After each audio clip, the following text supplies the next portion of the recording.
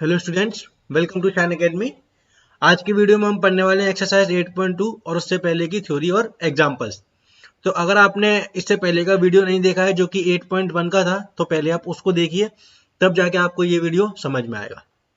अब हम बात करते हैं trigonometric ratios of some specific angles. और वो स्पेसिफिक एंगल कौन कौन से होने वाले हैं, तो अभी के लिए हम पढ़ेंगे 30 डिग्री, 45 डिग्री और 60 डिग्री। उसके बाद 90 डिग्री और जो 0 डिग्री का केस है वो थोड़ा स्पेशल केस होता है, तो वो मैं आपको अलग से समझाऊंगा कि उस तरीके के केस में हम किस तरीके से जो ट्रिग्नोमेट्रिक रेशियोज है उनकी वैल्यू ऑब्टेन करते हैं। तो सबसे पहले तो हम बात कर लेते हैं ट्रिग्नोमेट्रिक रेशियोज ऑफ 45 डिग्री के लिए। तो 45 डिग्री के लिए अगर हम बात करें, तो सबसे पहले तो आपको ये एक बात समझनी पड़ेगी कि हमने पिछले वीडियो में देखा था कि सिमिलर ट्राइंगल्स जो भी होते हैं, सिमिलर ट्राइंगल्स जितने भी थे, उनमें क्या खास बात थी कि उनकी साइड का रेशियो कैसा था। साइड का रेशियो इज सेम। अगर मैं बोलता हूं कि ये एक ट्राइंगल एबीसी है और इसी के जैसा मान लो मैंने एक और ट्राइंगल बना दिया, ये वाला ट्राइंगल बना दिया, मान लो ये एक ट्राइंगल बना दिया पी क्यू आर। अब मैं कहता हूं कि ये दोनों ट्राइंगल अगर सिमिलर है तो इनके दोनों एंगल कैसे होंगे, बराबर होंगे। तो जो रेशो बीसी और एसी का आएगा वही रेशो क्यूआर और पीआर का आएगा, यानी कि ये जो रेशो है वो सेम होने वाला है। तो अगर हमने ये फाइंड कर लिया कि बीसी और एसी का रेशो क्या है, तो सेम रेशो आर क्यू और पीआर का रहेगा। इसका मतलब एक बार हमने अगर इस वाले ट्राइंगल के लिए रेशो फाइंड कर लिया, तो ऐसे जितने भी ट्राइंगल हैं जिनका एंगल कितने का हो, 90, 45 और 45, क्योंकि ये वाला एंगल अगर 45 का है तो ये वाला भी कितने का बचेगा, 45 का। तो ये हम दुनिया के हर ट्राइंगल की बात कर रहे हैं जो कि कितने का हो, 90, 45 और 45 का।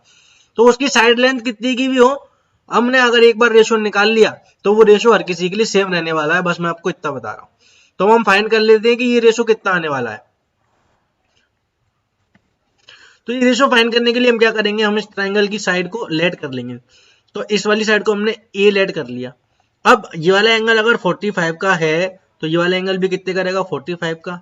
और आपको मालूम होगा कि अगर ये एंगल बराबर होते हैं तो इनके सामने वाली साइड भी कैसे हो जाती है, सेम हो जाती है।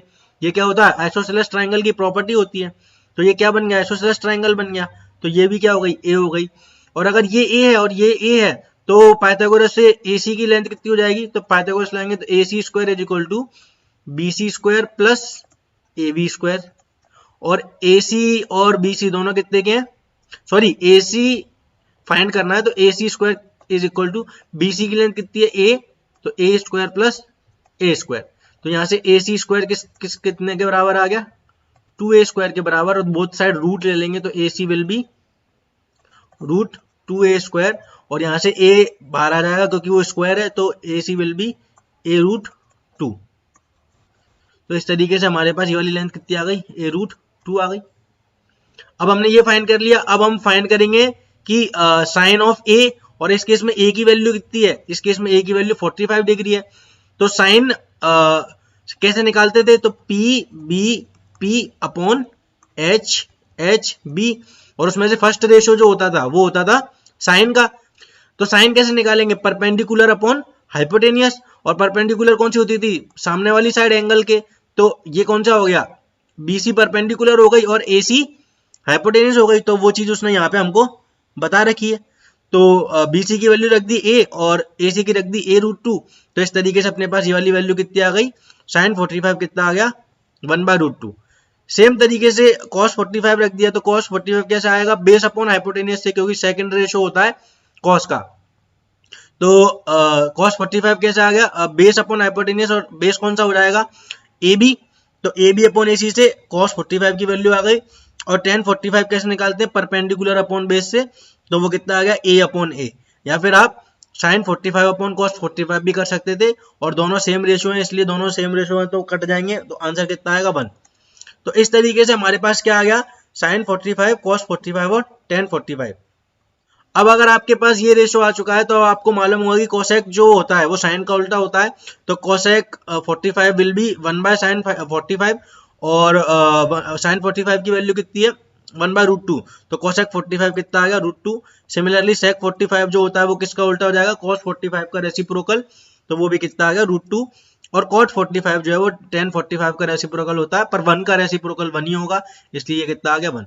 तो इस तरीके से हमने 45 डिग्री, 90 डिग्री और 45 डिग्री इस तरीके के एंगल वाला कोई भी अगर ट्राइंगल है तो उसके ट्रिग्नोमेट्रिक रेशोस इस तरीके से आएंगे। ये हमने यहाँ पे फाइंड कर लिया है। आज के बाद हमको ये वैल्यूज याद रहनी चाहिए, या फिर आप एट द मोमेंट उनको निकालना आना चाहिए। कुल मिला के हमने इस तरीके के ट्राइंगल की ट्रिग्नोमेट्रिक रेशोस निकालना सीख लिए हैं। अब हम आगे बढ़ते हैं, trigonometric ratios of 30 degree and 60 degree की बात करते हैं। एक अलग इक्विलेटरल ट्राइंगल बना लेते हैं, थोड़ा सा बड़ा, जिससे कि हमको समझने में आसानी हो। अब ये हमने एक इक्विलेटरल ट्राइंगल बना लिया, इसको नाम दे देते हैं ए, बी और सी। अब ये अगर इक्विलेटरल ट्राइंगल है तो सारे एंगल कितने के होंगे 60 डिग्री के होंगे, तो ये एंगल कितने का होगा 60 डिग्री का, ये वाला भी कितने का होगा 60 डिग्री का, और ऊपर वाला भी कितने का होगा 60 डिग्री का। बट अब हम यहाँ पे क्या ड्रॉ कर रहे हैं, एक परपेंडिकुलर ड्रॉ कर रहे हैं फ्रॉम ए। तो ए से हमने एक परपेंडिकुलर ड्रॉप कर दी जो कि कुछ इस तरीके से आ जाएगी। अब ये अगर परपेंडिकुलर ड्रॉ करिए तो पहले तो इस पॉइंट को नाम देना पड़ेगा, तो हमने इसको नाम दे दिया डी। अब हम देखते हैं कि ट्राइंगल एडीबी और ट्राइंगल एडीसी क्या कॉन्ग्रेंट है। तो हम बोलते हैं कि एडी जो है वो किसके बराबर है, एडी के बराबर है, क्योंकि वो दोनों क्या है कॉमन है। किसकी बात कर रहा हूं मैं, ये फॉर ट्राइंगल, यहाँ पे लिख देते हैं triangle A D B and triangle A D C.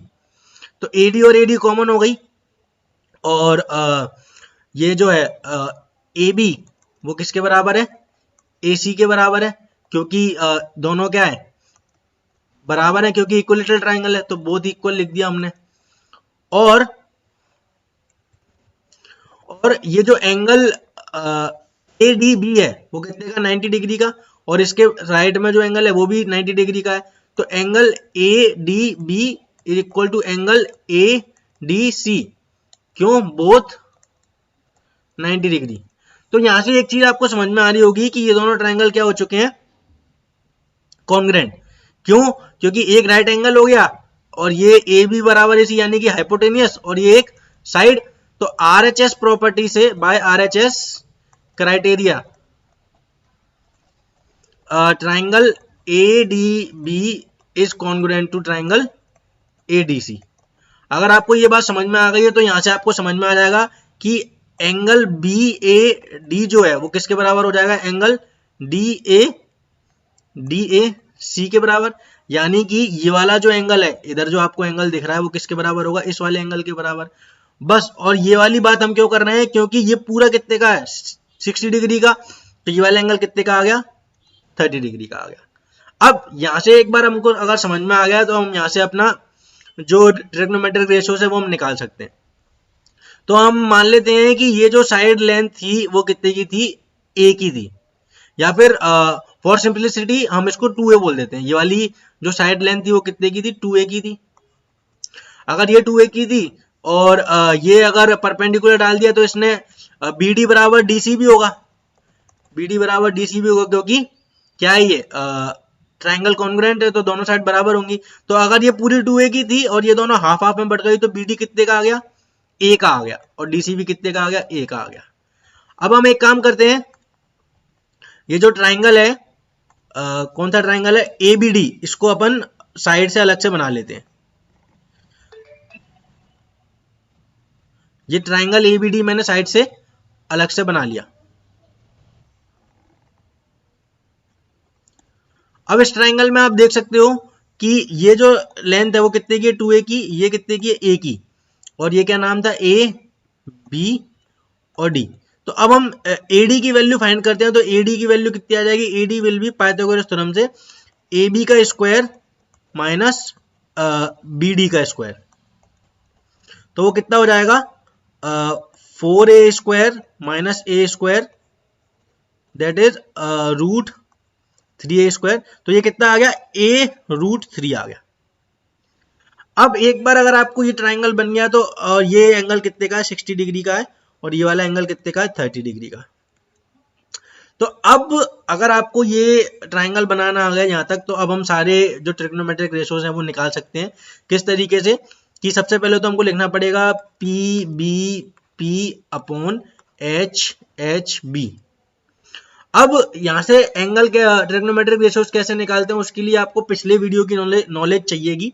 तो मैं इसलिए बोल रहा था वीडियो के स्टार्टिंग में कि आपको पिछला वीडियो जो है वो देखा होना चाहिए, तभी आपको ये वीडियो समझ में आएगा। तो यहाँ से अगर हम बात करें तो साइन 60 की वैल्यू कितनी आ जाएगी, साइन 60 विल बी साइन जो होता है वो फर्स्ट रेशो होता है, यानी कि परपेंडिकुलर अपॉन हाइपोटेन्यूज। अगर ये एंगल है तो इसके सामने वाली साइड को हम परपेंडिकुलर बोलेंगे, तो परपेंडिकुलर कितनी हो जाएगी, a√3 अपॉन हाइपोटेन्यूज कितनी है, 2a। तो a से a कट गया, तो इसलिए साइन 60 की वैल्यू कितनी आ गई, √3/2। अगर हम बात करें cos 60 की, तो cos 60 जो होता है वो सेकंड रेशो होता है, यानी कि बेस अपॉन हाइपोटेन्यूज। अगर 60 की बात करें तो सामने वाला परपेंडिकुलर होता है और जो दूसरी साइड रहती है वो क्या होती है, बेस। तो a का बेस हो गया और हाइपोटेन्यूज कितनी है, 2a की। तो a से a अगर कट गया तो cos 60 कितना आ गया, 1/2। सिमिलरली अगर हम बात करें tan 60 की, तो tan 60 क्या होता है, परपेंडिकुलर अपॉन बेस। तो परपेंडिकुलर कितना है, a√3 सबको दिख रहा है, और बेस कितना है, तो बेस अभी अपने कॉस के लिए रखा ही था, तो वो a से 1 कट जाएगा, तो tan 60 की वैल्यू कितनी आ गई, √3। और एक बार अगर अपने पास sin 60 cos 60 tan 60 आ गया है, तो sin 60 का उल्टा कर देंगे तो cos 60 आ जाएगा। तो cos 60 विल बी 2/√3, और cos 60 का उल्टा कर देंगे तो sec 60 आ जाएगा। तो sec 60 विल बी 1/2 का उल्टा 2, और cot 60 कितना हो जाएगा, cot 60 विल बी √3 का उल्टा, यानी कि 1/√3। इस तरीके से हमने 60 डिग्री वाले एंगल निकाल लिए। अब सेम इसी लॉजिक से हम 30 डिग्री वाले एंगल निकाल सकते हैं। बस उसके लिए हमको क्या करना पड़ेगा कि ये वाला एंगल लेना पड़ेगा जो कि 30 वाला है। तो साइन 30 की अगर बात करें तो साइन 30 कितना हो जाएगा, साइन 30 विल बी, अगर ये वाला एंगल लिया तो परपेंडिकुलर क्या होगा, उसके सामने वाली साइड, यानी कि a, और हाइपोटेन्यूज तो 2a है ही है। तो ये कितना हो गया, a से a कट गया तो 1/2 आ गया साइन 30। cos 30 की अगर बात की जाए तो वो कितना हो जाएगा, बेस अपॉन हाइपोटेन्यूज। अगर एंगल 30 है तो बेस कितना हो जाएगा, a√3 वाला, और हाइपोटेन्यूज कितनी हो जाएगी, 2a। तो a से a कट गया तो cos 30 कितना आ गया, √3/2। और tan 60 की बात करूं अगर तो वो कितना हो जाएगा, तो सामने वाली साइड परपेंडिकुलर, तो tan होता है परपेंडिकुलर अपॉन बेस, सामने वाली साइड a है और बेस कितना हो जाएगा, a√3। तो a से a कट जाएगा तो वो कितना आ गया, 1/√3। और साइन 30 cosec 30 कितना हो जाएगा, 1/2 का उल्टा तो 2, और sec 30 कितना हो जाएगा, तो cos का उल्टा होता है sec, तो √3/2 का उल्टा 2/√3, और cot 60 कितना हो जाएगा, 1/√3 का उल्टा, यानी कि √3। तो इस तरीके से हमने 30 डिग्री और 60 डिग्री के ट्रिग्नोमेट्रिक रेशोज फाइंड करना सीख लिए हैं। आई होप आपको समझ में आ रहा हो। तो अब हम बात करते हैं trigonometric ratios of 0 and 90 degree. तो उसमें हम सबसे पहले बात करेंगे 0 डिग्री की। तो 0 डिग्री, वैसे तो ट्राइंगल में 0 डिग्री हो नहीं सकती है, क्योंकि ट्राइंगल में 3 एंगल होना जरूरी है। तो 0 डिग्री वैसे तो नहीं होती, बट हम बात करते हैं कि अगर 0 डिग्री होगा तो उस समय ट्रिग्नोमेट्रिक रेशोज की वैल्यू क्या रहेगी।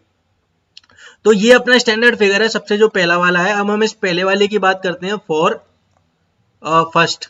अगर हम इस ट्राइंगल की बात करें जो कि एक राइट एंगल ट्राइंगल है, तो यहाँ से साइन ए की वैल्यू कितनी आएगी वो हम लिख लेते हैं। तो साइन ए होता है परपेंडिकुलर अपॉन हाइपोटेनियस, और अगर ये वाला एंगल है तो परपेंडिकुलर उसके सामने वाला हो जाएगा बीसी, और हाइपोटेनियस कितनी हो जाएगी, एसी। और इसी में अगर हम कॉस ए की बात कर दें तो वो कितना हो जाएगा, cos A will be base, यानी कि B A upon A C. अब बात करते हैं कि देखो पहले फिगर में और दूसरे फिगर में आपको क्या अंतर दिख रहा है, कि दूसरे फिगर में जो एंगल ए है वो पहले वाले से थोड़ा छोटा है। अगर हम सेम बात करें तीसरे फिगर की, तो वो दूसरे वाले से भी छोटा है। एंगल ए जो है वो धीरे धीरे छोटा होता जा रहा है, और एट द एंड आप देख रहे हो कि जब एंगल ए 0 हो चुका है उस समय ये जो पॉइंट सी है, पॉइंट जैसे जैसे एंगल ए छोटा हो रहा है वैसे वैसे पॉइंट सी जो है वो नीचे जाता जा रहा है। और जब एंगल ए 0 हो गया तो ये जो पॉइंट सी है वो बी में घुस चुका है। इसका मतलब जब एंगल ए 0 हो चुका है तब बीसी की लेंथ कितनी है, तो आप देख ही रहे हो जैसे जैसे सी छोटा हो रहा है वैसे वैसे बीसी की लेंथ भी घटती जा रही है, कम होती जा रही है। और जब एंगल ए 0 हो गया तो सी अगर बी में घुस गया तो बीसी की लेंथ कितनी हो जाएगी, 0। तो हम लिखेंगे when angle A is equal to 0 then BC is equal to 0। और आपको एक और चीज दिख रही होगी कि जैसे जैसे एंगल ए छोटा होता जा रहा है तो सी तो इसमें घुस गया, और तो ये हाइपोटेनियस जो है वो किस में घुस गई, वो ए बी में घुस गई। एंड और क्या लिखेंगे, and A C is equal to A B, क्योंकि हाइपोटेनियस किसके बराबर होगा, ए बी के बराबर। अब इस चीज को हम लिख देंगे, तो एंगल ए की वैल्यू 0 हो गई तो साइन 0 कितना आ गया, बी सी अपॉन ए सी, और बी सी अभी भी मैंने बताया कितना हो गया 0, तो 0 अपॉन ए सी कितना हो जाएगा, तो यहां से अपने पास इसलिए कितना आ गया साइन 0 इक्वल टू 0, यहां से हमारे पास ये आ गया। और कॉस ए की बात करें तो कॉस ए तो 0, कॉस ए की बात करेंगे तो ए की जगह क्या लिख देंगे हम 0 लिख देंगे, तो बी ए अपॉन ए सी, और ये आपको दिख रहा होगा बी ए किसके बराबर हो गया, ए सी के बराबर, तो ए सी अपॉन ए सी, इसीलिए ये कितना हो गया 1, तो इसलिए कॉस 0 की वैल्यू कितनी रहती है, 1 रहती है। और टेन जो होता है टेन 0 कितना हो जाएगा, तो टेन को हम लिख सकते हैं साइन अपॉन कॉस, तो ये कितना हो जाएगा साइन 0 अपॉन कॉस 0, तो वो कितना होता है 0 अपॉन 1, तो इसीलिए ये कितना आ गया 0 अपॉन 1 कितना होता है 0, तो यहां से टेन 0 की वैल्यू कितनी आ गई, टेन 0 की वैल्यू आ गई 0। तो इस तरीके से आपको समझ में आ गया। अब वो बोल रहा है कि कॉट 0 की वैल्यू नॉट डिफाइंड रहेगी, तो ऐसा क्यों, क्योंकि 1/tan 0 कॉट जो होता है tan का उल्टा होता है, और 1/0 नॉट डिफाइंड होता है क्योंकि 0 से डिवाइड पॉसिबल नहीं है। तो बस आपको ये समझ में आना चाहिए। और sec 0 है वो कितना हो जाएगा, तो 1/cos 0, और cos 0 की वैल्यू कितनी होती है 1, तो sec 0 भी कितना आ गया 1, और cosec 0 इसी तरीके से नॉट डिफाइंड हो जाएगा क्योंकि cosec किसका उल्टा होता है साइन का, और 1/sin 0 0 जो होता है साइन 0 की वैल्यू जो होती है वो 0 होती है, और 1/0 इज नॉट डिफाइंड, इसीलिए cosec 0 भी नॉट डिफाइंड होता है।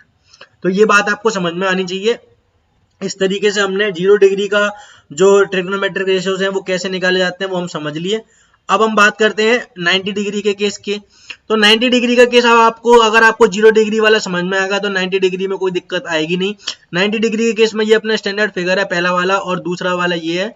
और इसमें अब आप देख रहे हो कि जैसे जैसे हम राइट की तरफ बढ़ते जा रहे हैं वैसे वैसे एंगल ए की वैल्यू जो है वो बड़ी होती जा रही है। यहाँ पे एंगल ए जो है वो थोड़ा छोटा है, और यहाँ पे एंगल ए थोड़ा बड़ा है, यहाँ पे एंगल ए थोड़ा बड़ा है, यहाँ पे एंगल ए और बड़ा है। अगर आपको समझ में नहीं आ रहा कि वो बड़ा कैसे है, तो आप इमेजिन करो कि आप पॉइंट ए पे खड़े हो और सी को देख रहे हो। तो जब आप यहाँ पे ए पे खड़े होकर सी को देख रहे हो, और यहाँ पे आप जब मान लो तीसरे फिगर में आप ए पे खड़े होकर सी को देख रहे हो, तो आपको कौन से फिगर में ज्यादा ऊपर देखने की जरूरत पड़ रही है, तो तीसरे फिगर में सी को देखने के लिए हमको ऊपर ज्यादा देखना पड़ेगा। इसका मतलब एंगल बड़ा हो चुका है।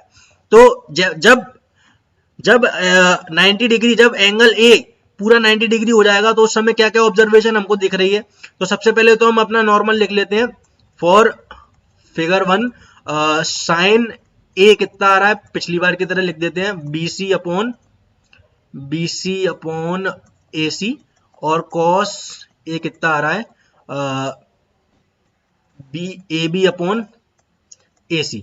अब when angle A is equal to 90 degree, तो जब एंगल ए 90 डिग्री का हो रहा है तब क्या क्या चेंज आपको देखने को मिल रहे हैं।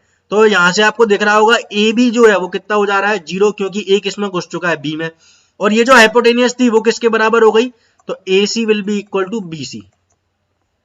तो ये सेम कॉन्सेप्ट अपन यहाँ पे लगा देंगे, तो साइन 90 डिग्री की वैल्यू कितनी हो जाएगी, तो ए सी की जगह बी सी लिख देंगे, तो b c upon b c आ जाएगा यहाँ पे, तो वो कितना हो जाएगा 1, इसलिए साइन 90 डिग्री कितना आ गया, बी सी से बी सी कट जाएगा, तो साइन 90 डिग्री विल बी 1। और कॉस 90 की बात करें तो ए बी कितना हो चुका है, यहाँ पे अभी हमने देखा, तो 0 अपॉन ए सी, तो इसलिए कॉस 90 कितना हो जाएगा 0। और tan 90 की बात करें तो tan 90 क्या हो जाएगा, sin 90 अपॉन cos 90, और cos 90 कितना है 0, तो 1/0, यानी कि 0 से डिवाइड पॉसिबल नहीं होता, इसीलिए tan 90 कितना हो जाएगा नॉट डिफाइंड। और इसी तरीके से हम बाकी के ट्रिग्नोमेट्रिक रेशियोज की बात कर लेंगे कि कौन किसका उल्टा है। तो अगर साइन 90 आपके पास आ चुका है तो कोसेक 90 कितना आ जाएगा, साइन 90 का उल्टा यानी कि 1 का उल्टा, वो भी कितना हो जाएगा 1। कॉस 90 अगर आ गया तो सेक 90 क्या हो जाएगा, सेक 90 विल बी नॉट डिफाइंड क्योंकि 1/0 इज नॉट पॉसिबल। और कॉट 90 की बात करें तो वो कितना हो जाएगा, कॉट को हम लिख सकते हैं कॉस अपॉन साइन, तो कॉस 90 अपॉन साइन 90 तो वो कितना हो जाएगा 0/1, तो दैट विल बी 0। तो इस तरीके से हमने सारे ट्रिग्नोमेट्रिक रेशियोज देख लिए हैं, 0, 30, 45, 60 और 90। तो अब हमको ये जो टेबल है वो हमको याद रहनी चाहिए बिल्कुल बाय हार्ट। अगर आपको ट्रिग्नोमेट्री सीखनी है तो ये टेबल बहुत इंपॉर्टेंट है, ये आपको याद होनी चाहिए। और ये सारे जितने भी एंगल हैं उनकी सारी वैल्यूज हमको याद रहनी चाहिए। अब बात ये आती है कि इस टेबल को याद करने का भी एक सिंपल सा मेथड होता है, वो मैं आपको बता देता हूं। अगर ये टेबल आपको बनानी है तो सबसे पहले आप क्या करो कि 0 डिग्री लिख दो, 30 डिग्री लिख दो, 45 डिग्री लिख दो, 60 डिग्री लिख दो और सीधे 90 डिग्री लिख दो। यहाँ पे लिखो आप साइन थीटा, कॉस थीटा और टेन थीटा, क्योंकि ये 3 मेन एंगल होते हैं। अगर आपने इनका समझ लिया तो बाकी के तो आप इनसे कन्वर्ट कर ही लोगे। अब बात करते हैं कि ये टेबल कैसे बनाई जाए। तो सबसे पहले क्या करो, यहाँ पे लिख दो 0, 1, 2, 3, 4 और सबको किससे डिवाइड कर दो, 4 से।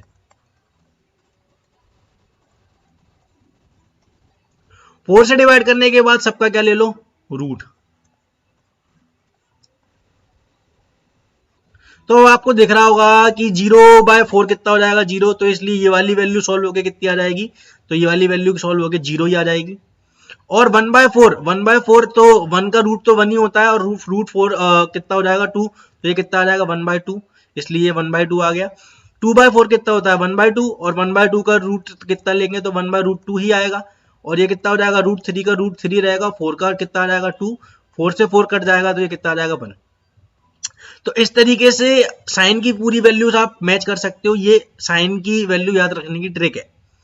अब क्या करना है कि अगर एक बार ये आपको याद आ गया, ये आपको याद रहा और आपने ये बना लिया, तो ये जो साइन की वैल्यूज हैं उनका उल्टा करके इधर लिख देना है। यानी कि साइन 90 जो है वो cos 0 में आ जाएगा और साइन 60 जो है वो cos 30 में आ जाएगा, तो √3/2।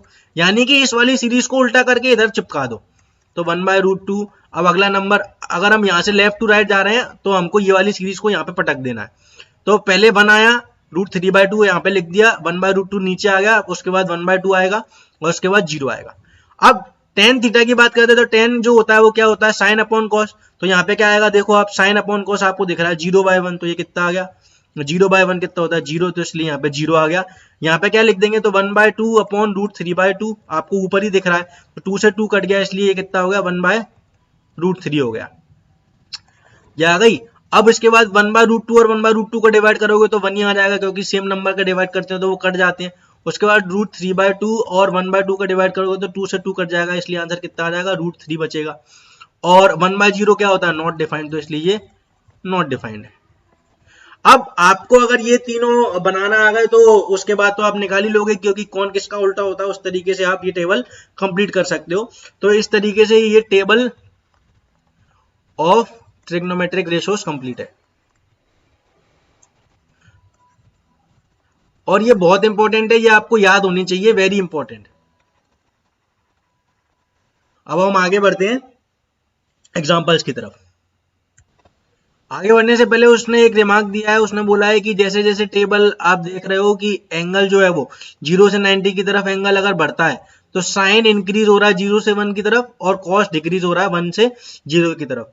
तो आप ये चीज इसमें देख सकते हो कि जैसे जैसे एंगल बढ़ रहा है तो साइन 0 पे 0 था और 90 पे 1 था, और यानी कि साइन जो है वो 0 से 90 के बीच में इंक्रीज हुआ। तो ये आपको याद रखना है कि sine is a increasing function, increasing, और कॉस जो है वो 1 से लेके 0 के बीच में डिक्रीज हुआ, तो कॉस के लिए हम क्या बोलेंगे डिक्रीजिंग। तो ये आपको याद रखना है, ये एक इंपॉर्टेंट पॉइंट है जो कि आपको आगे चल के काम आएगा। अब हम बढ़ते हैं एग्जांपल नंबर 6 की तरफ। एग्जांपल नंबर 6 में क्या बोल रहा है, एक ट्राइंगल है, right angle at B, A B की वैल्यू 5 है, ए सी बी की वैल्यू 30 है, बाकी की साइड बतानी है। तो ये आपको दिख रहा होगा। अब इसमें आपको बाकी की साइड बतानी है तो इसको आप x मान लो और इसको y मान लो। तो उसके बाद हम क्या कर सकते हैं, तो साइन 30 लगा देते हैं। साइन 30 इज इक्वल टू कितना हो जाएगा, अगर ये एंगल है तो सामने वाला क्या हुआ, परपेंडिकुलर, तो साइन क्या होता है, परपेंडिकुलर अपॉन हाइपोटेनियस, तो 5 अपॉन एक्स आ जाएगा। और साइन 30 की वैल्यू हमको मालूम होनी चाहिए, तो वो कितनी होती है 1/2, तो 1/2 इज इक्वल टू 5/x आ गया। x के लिए सॉल्व कर लेंगे क्रॉस मल्टीप्लाई करके, तो x कितना आ गया 10 सेंटीमीटर, तो ये कितना आ गया 10 सेंटीमीटर आ गया। और अगर हमको ये चाहिए y की वैल्यू, तो उसके लिए हम क्या कर सकते हैं, 10 30 लगा देते हैं। क्यों, क्योंकि ये वाली साइड और ये वाली साइड चाहिए, और ये वाली साइड और ये वाली साइड 10 में ही तो आएगी परपेंडिकुलर अपॉन बेस की वजह से, तो वो कितना हो जाएगा 5/y। हमको पता कैसे पड़ा है कि 10 ही लगाना पड़ेगा, तो उसके लिए आपको पी अपॉन एच बी ये याद रहना चाहिए। अब हमको ये वाली साइड और ये वाली साइड का रेशो चाहिए था, तो ये परपेंडिकुलर होता है और ये बेस होता है, तो परपेंडिकुलर और बेस किस में आ रहा है, 10 में ही तो आ रहा है, इसीलिए हमने 10/30 का रेशो ले लिया। क्योंकि हमने ये वाले एंगल को लेना पड़ रहा है, इसलिए परपेंडिकुलर सामने वाली साइड को हम कहेंगे। तो 10/30 की वैल्यू कितनी होती है 1/√3 इज इक्वल टू 5/y आ गया। तो यहाँ से y की वैल्यू कितनी आ गई 5/√3। इस तरीके से एग्जाम्पल नंबर 6 हो गया। अब हम बढ़ते हैं एग्जाम्पल नंबर 7 की तरफ।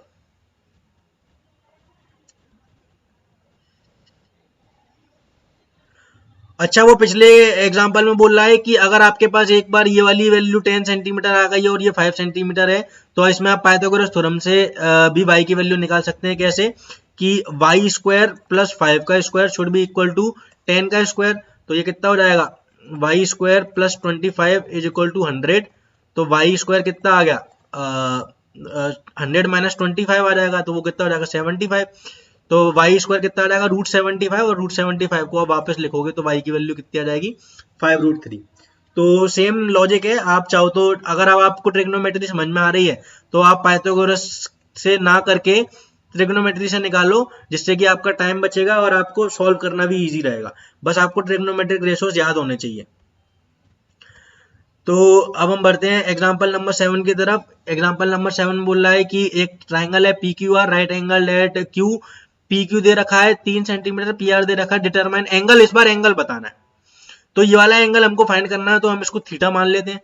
तो अब आप देख रहे हो कि अगर हमको ये वाला एंगल फाइंड करना है और उसके सामने वाली साइड 3 दे रखी है, तो ये कौन सी हो गई परपेंडिकुलर, और ये कौन सी होती है हाइपोटेनियस। तो साइन थीटा का एंगल लिया जाएगा, तो sine theta is equal to perpendicular upon hypotenuse यानी कि 3/6, तो यहाँ से कितना आ गया 1/2। अब साइन थीटा 1/2 कब आता है, तो आपको टेबल याद होनी चाहिए। तो साइन थीटा 1/2 आता है when theta is equal to 30 degree. तो यहाँ से हमको क्या समझ में आ गया कि थीटा जो है वो 30 डिग्री का है, तो ये वाला एंगल 30 डिग्री का है, और ये 90 का है, तो ये कितने का होगा 60 डिग्री का होगा। तो इस तरीके से एग्जाम्पल 7 हो गया। अब हम बढ़ते हैं एग्जाम्पल नंबर 8 की तरफ। एग्जाम्पल नंबर 8 में वो हमको बोल रहा है कि साइन a माइनस बी कितना है 1/2 और कॉस a प्लस बी कितना है 1/2। तो और a प्लस बी की जो वैल्यू है वो 0 से 90 के बीच में है, और एंगल a जो है वो एंगल b से बड़ा है। तो हमको फाइंड करना है कि दोनों एंगल की वैल्यू क्या रहेगी। तो अगर साइन a माइनस बी किसके बराबर है 1/2, और कॉस a प्लस बी वो किसके बराबर है, वो भी 1/2 के बराबर है। तो यहां से हमको एक चीज समझनी पड़ेगी कि a माइनस बी की वैल्यू कितनी होगी। a minus B at the end एक एंगल है, क्योंकि साइन के अंदर हम पुट क्या करते हैं एंगल, और साइन जो है 1/2 कब आता है जब एंगल किसके बराबर हो 30 डिग्री के बराबर हो। तो a माइनस बी की वैल्यू किसके बराबर होगी 30 डिग्री के। और cos a प्लस बी 1/2 कब आता है जब a प्लस बी की वैल्यू कितनी हो 60 डिग्री हो, क्योंकि cos 60 कितना होता है 1/2। अब यहाँ से हमारे पास दो इक्वेशन दो वेरिएबल आ गए, इनको हम सॉल्व कर लेंगे। तो इन दोनों को इक्वेशन को ऐड कर देते हैं। तो a plus B plus a minus B is equal to कितना आ गया 30 डिग्री प्लस 60 डिग्री, दोनों इक्वेशन ऐड कर दी। तो b से b कटेगा तो 2a किसके बराबर आ गया 90 डिग्री के बराबर। तो a की वैल्यू कितनी आ गया 90/2 या दैट इज 45 डिग्री। और जब हम a की वैल्यू इसमें डाल देंगे तो b विल भी कितना आ जाएगा अपने पास 15 डिग्री। इस तरीके से एग्जाम्पल नंबर 8 हो गया। अब हम बढ़ते हैं एक्सरसाइज 8.2 की तरफ। एक्सरसाइज 8.2 में जो क्वेश्चन नंबर 1 है उसमें वो बोल रहा है कि इनकी वैल्यू फाइंड करनी है। तो सबसे पहले हमको क्या करना पड़ेगा कि हमको ये जो वैल्यूज है वो याद होनी चाहिए। या फिर अगर याद नहीं है तो हमको कैलकुलेट करना आना चाहिए, जैसा कि मैंने आपको बताया कि टेबल से आप कैसे वैल्यू फाइंड कर सकते हो, वो टेबल खुद से कैसे बना सकते हो वो आपको आना चाहिए। या फिर आप ट्राइंगल बना के, जो सबसे स्टार्टिंग में मैंने सिखाया था कि ट्राइंगल बना के किस तरीके से वैल्यू फाइंड करी गई थी, वो भी आप कर सकते हो। तो अपन क्वेश्चन नंबर 1 ट्राई कर लेते हैं। क्वेश्चन नंबर 1 का पार्ट 1 जो है उसमें बोल रहा है साइन 60 इंटू कॉस 30 करो प्लस साइन 30 इंटू कॉस 60 कर दो। तो साइन 60 की वैल्यू कितनी होती है, √3/2। कॉस 30 की वैल्यू भी कितनी होती है, √3/2 प्लस साइन 30 की वैल्यू 1/2 और cos 60 भी कितना होता है 1/2। तो ये कितना आ गया, √3 इंटू √3 इज 3 और 2 इंटू 2 इज 4, 3/4 प्लस 1/4। तो ये कितना हो गया 4/4। तो इस तरीके से 1 आंसर आ गया। तो पहले वाले का आंसर तो 1 आ गया। सेकंड की बात करते हैं। सेकंड में क्या बोल रहा है वो, 2 10 स्क्वायर 45। तो 10 45 की वैल्यू कितनी होती है 1। तो यानी कि 2 इंटू 1 का स्क्वायर लिखा है प्लस कॉस स्क्वायर 30। तो कॉस 30 की वैल्यू होती है √3/2। तो √3/2 का स्क्वायर करना है हमको, माइनस साइन स्क्वायर 60। साइन 60 की वैल्यू कितनी होती है √3/2, तो उसका भी हमको क्या करना है, स्क्वायर करना है। तो ये कट गया, √3/2 का स्क्वायर √3/2 के स्क्वायर से कट गया और ये 2 इंटू 1 यानी कि 2 ही बचा। तो आंसर कितना आ गया 2। तो इसका आंसर कितना आ गया 2 आ गया। अब हम बात करते हैं थर्ड वाले की। तो वो बोल रहा है क्वेश्चन नंबर 3 में हमको दे रखा है cos 45 upon sec 30 plus cosec 30। इसको हम लिख सकते हैं, cos 45 को हम लिख देंगे 1/√2 और sec 30 की वैल्यू कितनी होती है 1/cos 30। और cos 30 कितना होता है, cos 30 होता है √3/2। तो ये कितना हो जाएगा 2/√3, क्योंकि ये cos 30 का उल्टा है। और सिमिलरली cosec 30 कितना होता है sin 30 का उल्टा। sin 30 कितना होता है 1/2। तो 1/2 का उल्टा कितना हो जाएगा 2। अब हम क्या करेंगे, इन दोनों का एलसीएम लेंगे। तो ये कितना हो जाएगा 1/√2 तो ऊपर ही रहेगा और नीचे कितना आ जाएगा √3 एलसीएम आ जाएगा और ऊपर कितना बचेगा 2 प्लस 2√3। अब कहीं पे भी अगर a अपॉन b यानी कि फ्रैक्शन के नीचे अगर फ्रैक्शन है c अपॉन d, तो उसको हम सॉल्व कैसे करते हैं। तो उसको सॉल्व करने का तरीका होता है कि a अपॉन b को तो ऐसे का ऐसे ही लिखे रहने दो और जो नीचे वाला फ्रैक्शन है उसका रेसिप्रोकल कर दो और उसको मल्टीप्लाई में लिख दो d अपॉन c। तो यहाँ पर भी ऐसा ही होगा 1/√2 तो ऐसे का ऐसा ही लिखा रहेगा, बट जो नीचे वाला फ्रैक्शन है वो मल्टीप्लाई में आ जाएगा पर उसका क्या हो जाएगा रेसिप्रोकल, √3/2 प्लस 2√3। तो अब इसको रेशनलाइज करना पड़ेगा। तो √3/√2 को तो हम अलग ही लिख देते हैं। अब इसको अपन लिख सकते हैं 1/2√3 प्लस 2 और इसको रेशनलाइज कैसे करेंगे 2√3 माइनस 2 से 2√3 माइनस 2 से मल्टीप्लाई डिवाइड करके। तो ये कितना हो गया √3/2, √2 तो बाहर ही है, यहाँ पे कितना हो जाएगा 2√3 माइनस 2 ऊपर बचेगा और नीचे क्या बचेगा a plus B into A minus B यानी कि a का स्क्वायर माइनस b का स्क्वायर। तो a कितना है 2√3, 2√3 का स्क्वायर कितना हो जाएगा 2√3 का स्क्वायर हो जाएगा 2 इंटू 2 देखो 2√3 के स्क्वायर के लिए 2√3 इंटू 2√3 लिखना पड़ेगा। 2 2 जा 4 और √3 इंटू √3 3, तो 4 3 जा 12 माइनस 2 का स्क्वायर 4। तो √3/√2 मल्टीप्लाइड बाय 2√3 माइनस 2 और नीचे कितना आ गया अपने पास 8 आ गया। अब ये जो √2 है इसको भी रेशनलाइज करना पड़ेगा। तो एक √2 का मल्टीप्लाई और एक √2 का डिवाइड कर दिया। तो ये कितना आ गया अपने पास √3 और ऊपर से 2 कॉमन आ सकता है। ऊपर से अगर 2 कॉमन आ गया तो 2 मल्टीप्लाई में आ गया, अंदर √3 माइनस 1 बच गया और एक √2 बाहर का बचा हुआ है और नीचे √2 इंटू √2 है। तो √2 इंटू √2 से 8, √2 इंटू √2 से ये वाला 2 कट जाएगा तो ऊपर कितना बचा √3 इंटू √2 कितना हो जाएगा √6, √3 माइनस 1 अपॉन 8। अब लास्ट स्टेप में हमको क्या करना पड़ेगा √6 को हम अंदर मल्टीप्लाई कर देते हैं तो वो कितना हो जाएगा √18 माइनस √6 अपॉन 8 और √18 को हम लिख सकते हैं 3√2। तो 3√2 माइनस √6 अपॉन 8 जो है वो इसका क्या हो जाएगा आंसर। तो इस तरीके से क्वेश्चन नंबर 3 हो चुका, यानी कि फर्स्ट क्वेश्चन का थर्ड पार्ट हो चुका है। अब हम बढ़ते हैं पार्ट 4 की तरफ। पार्ट 4 में हमको दे रखा है sine 30 plus ten 45 minus cosec 60। तो साइन 30 की वैल्यू पुट कर देते हैं 1/2 प्लस टेन 45 की वैल्यू 1 और कोसेक 60 यानी कि 1/sin 60 और sin 60 कितना होता है √3/2, तो ये कितना हो जाएगा 2/√3 और डिवाइड में है हमारे पास sec 30 यानी कि 1/cos 30। cos 30 होता है √3/2 यानी कि 2/√3 प्लस cos 60 होता है cos 60 होता है 1/2 प्लस cot 45 कितना होता है 1/tan 45, tan 45 कितना होता है 1, तो ये कितना रहा 1/1 ही रहा। अब इन सबका क्या लेना पड़ेगा, एलसीएम लेना पड़ेगा। तो ये कितना हो जाएगा हमारे पास, इनका अगर हम एलसीएम लेंगे तो नीचे कितना आ गया इधर एलसीएम 2√3। तो यहाँ पे 2 है पर √3 नहीं है इसलिए √3 का मल्टीप्लाई ऊपर हो जाएगा 1 के साथ। यहाँ पे नीचे ना तो 2 है ना √3 है इसलिए 2√3 आ गया और यहाँ पे √3 है पर 2 नहीं है इसलिए ऊपर 2 का मल्टीप्लाई हो जाएगा तो 2 × 2 -4 बचेगा। और सिमिलरली नीचे भी करेंगे तो 2√3 और √3 है 2 नहीं है तो 2 × 2 4 हो जाएगा प्लस 2 है √3 नहीं है तो 1 × √3 और प्लस यहाँ पे दोनों ही नहीं है तो 2√3 आ जाएगा।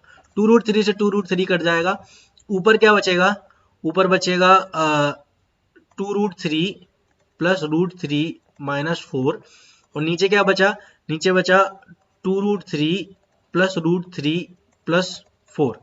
तो 2√3 प्लस √3 कितना आएगा, तो 2√3 प्लस √3 विल बी 3√3 -4 और नीचे भी कितना हो जाएगा 3√3 प्लस 4। अब आपको मालूम होगा कि इसको हमको क्या करना पड़ेगा रेशनलाइज, तो हम क्या करेंगे 3√3 -4 का मल्टीप्लाई और 3√3 -4 का डिवाइड। तो ये क्या हो जाएगा, ऊपर हो जाएगा 3√3 -4 का होल स्क्वायर और नीचे हो जाएगा 3√3 का स्क्वायर -4 का स्क्वायर, क्योंकि a square minus B square वाली आइडेंटिटी लग जाएगी। अब पहले तो 3√3 का स्क्वायर निकाल लेते हैं, तो 3√3 का स्क्वायर कैसे निकालेंगे 3 × 3√3, तो ये हो जाएगा 3√3 3 3 जा 9 और √3 × √3 3, तो ये कितना हो जाएगा 27। तो 3√3 का स्क्वायर कितना होगा 27। a माइनस बी का होल स्क्वायर क्या होता है, a का स्क्वायर हमने लिख दिया प्लस b का स्क्वायर कितना हो जाएगा 4 का स्क्वायर 16 माइनस 2ab यानी कि 2 × 4 × 3√3, ये हो जाएगा a माइनस बी का होल स्क्वायर, नीचे कितना होगा 3√3 का स्क्वायर यानी कि 27 माइनस 4 का स्क्वायर 16।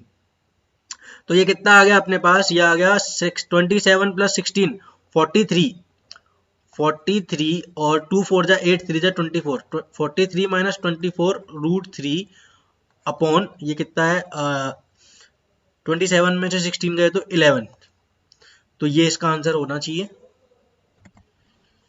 तो ये इसका आंसर है और इस तरीके से अपना ऑप्शन नंबर 4 जो है क्वेश्चन नंबर 1 का पार्ट 4 जो है वो हो चुका है। अब हम बढ़ते हैं पार्ट 5 की तरफ। पार्ट 5 में हमको सॉल्व करना है 5 × cos square 60। 5 × cos square 60, cos 60 की वैल्यू कितनी होती है 1/2 और 1/2 का स्क्वायर करना है तो कितना हो जाएगा 1/4 और प्लस 4 × sec स्क्वायर 30।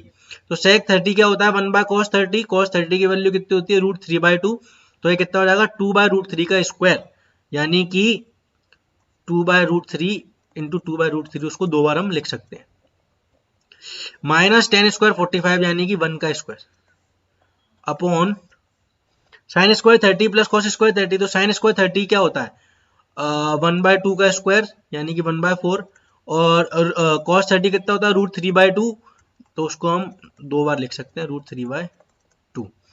तो ऊपर कितना बचा 5/4 प्लस √3 × √3 3 4 2 जा 8 2 जा 16, तो 16/3 माइनस 1 अपॉन 1/4 प्लस 3/4। तो 1/4 प्लस 3/4 कितना हो जाएगा 1, तो नीचे तो 1 बचेगा, ऊपर क्या बचेगा, ऊपर बचेगा 5/4 प्लस 16/3 माइनस 1। अब इन सबका क्या लेंगे हम एलसीएम लेंगे तो कितना आ जाएगा 12। तो 4 है 3 नहीं है तो 3 से मल्टीप्लाई हो जाएगा 3 5 15 प्लस 3 है 4 नहीं है तो 16 का 4 से मल्टीप्लाई हो जाएगा 64 माइनस यहाँ पे कुछ भी नहीं है तो 12। तो 64 और 15 में से 12 गए तो 3, तो आंसर आ जाएगा 64 plus 3 67/12 will be our answer. तो इस तरीके से क्वेश्चन नंबर 1 हो चुका है सारे पार्ट। अब हम बढ़ते हैं क्वेश्चन नंबर 2 की तरफ। क्वेश्चन नंबर 2 में फर्स्ट पार्ट में पूछ रहा है कि चूज द करेक्ट आंसर। तो 2 10 30 1 प्लस 10 स्क्वायर 30 की वैल्यू बतानी है। 10 30 पहली बात तो होता कितना, तो 10 30 इज 1/√3। ये वैल्यूज या तो आपको याद करनी पड़ेंगी या फिर आपको टेबल बनाना आना चाहिए या फिर आपको ट्राइंगल से वैल्यू निकालना आना चाहिए। आपके पास 3 ऑप्शन है, आप कोई सा भी ऑप्शन चूज कर सकते हो। तो 10 30 अगर 1/√3 है तो 2 इंटू 10 30 कितना हो जाएगा, 2 इंटू 1/√3 अपॉन 1 प्लस 10 स्क्वायर 30 जो कि कितना हो जाएगा 1/√3 इंटू 1/√3। तो ये वैल्यू कितनी हो जाएगी 2/√3 अपॉन 1 प्लस 1/3 और ये कितना हो जाएगा 2/√3 अपॉन 1 प्लस 1/3 कितना हो जाएगा 3 एलसीएम आ जाएगा 3 plus 1 that will be 2/√3 upon 4/3। अब 2/√3 इंटू नीचे वाला जो है वो रेसिप्रोकल होके ऊपर मल्टीप्लाई में हो जाएगा। तो ये √3 से 3 से √3 कट जाएगा √3 टाइम्स और ये कितना हो जाएगा 2 बचेगा। तो ये कितना आ गया √3/2 सॉल्व होके आ गया। अब इस सब में से √3/2 किसकी वैल्यू होती है, तो sin 30 की तो 1/2 होती है, तो ये ऑप्शन तो नहीं है। tan 60 की वैल्यू √3 होती है, तो ये ऑप्शन भी नहीं है। cos 60 की वैल्यू 1/2 होती है, तो ये ऑप्शन भी नहीं है। और तो ये sin 60 की वैल्यू √3/2 होती है, इसलिए option number 1 is our answer.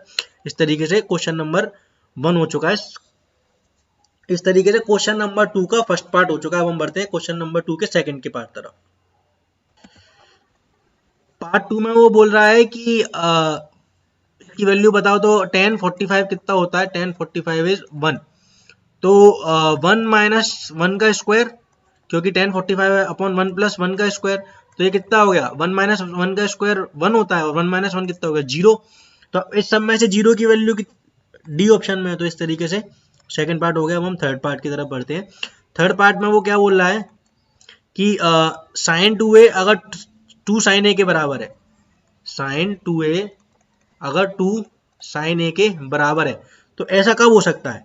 तो हम देखते हैं अगर हम 0 डालते हैं तो sin 2 इंटू 0 प्लस 2 sin 0।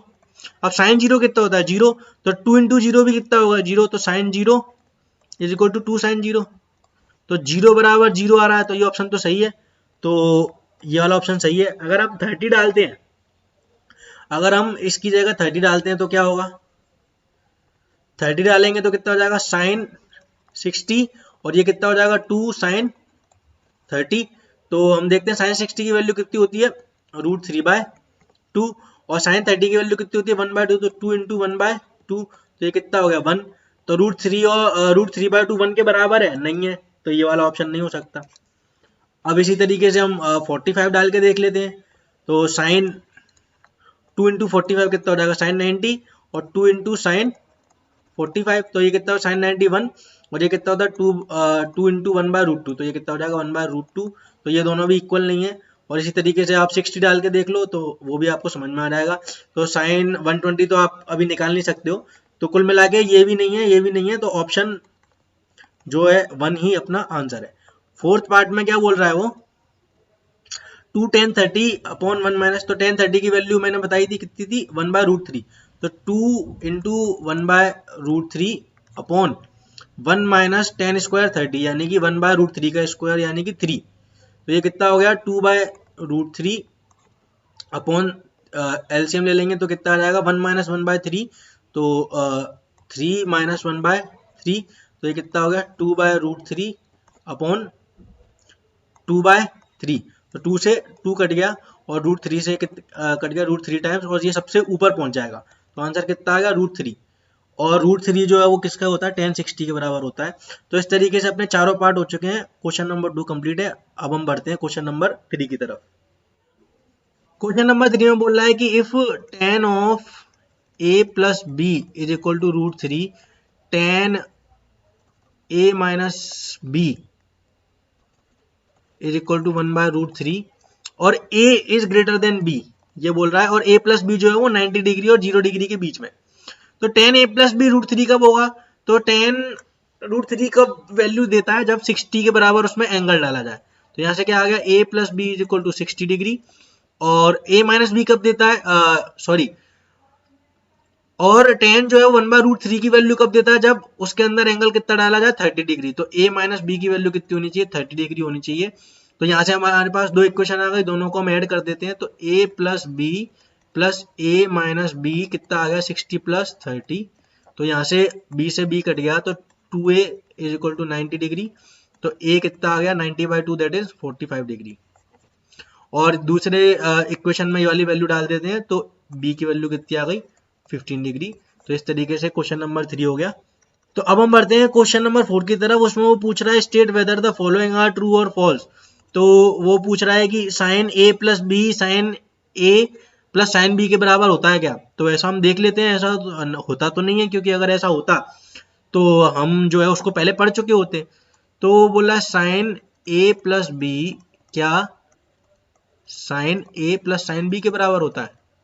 तो हम चेक कर लेते हैं। तो let a equal to 30 degree और b इक्वल टू 60 डिग्री।